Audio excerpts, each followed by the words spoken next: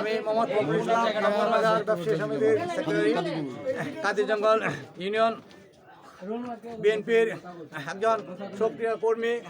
আমি কাপ্তান বাজারের একজন ব্যবসায়ী। আমি কাপ্তান বাজার সকল ব্যবসায়ী ভাইদের কাছে সালাম এবং শুভেচ্ছা জানাই। আমাদের করিমগঞ্জ তারাইলের সংসদীয় আসনের মনোনীত প্রার্থী ডক্টর ওসমান ফারুক সাহেবের সালাম এবং শুভেচ্ছা সবার কাছে পৌঁছে দেই। আমাদের বিগত সরকারের মাননীয় শিক্ষামন্ত্রী ওসমান ফারুক সাহেব অত্যন্ত ভালো মনের মানুষ, সদয় মানুষ। ঠিক আছে, আমরা যদি ওনাকে বিপুল ভোটে বিজয় করতে পারি তাহলে তারা কি আর হাত শক্তিশালী হবে। আমরা চাই সারা বাংলাদেশে যেভাবে ধানের শীষের অভাব উঠেছে, কাপ্তান বাজারেও আমাদের এই ধানের শীষ আমাদের প্রার্থী ইশরাক ভাই, তাকে আমরা মনোনীত করব।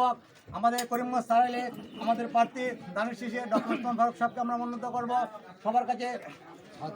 সাথে আমাদের হামিদ ভাই, তার জন্য দোয়া চাই। ছয় আমাদের ইশরাক ভাই, করিমগঞ্জ তারাইলের চারে আমাদের ওসমান ফারুক সাহেব। আমরা সবার জন্য দোয়া চাই।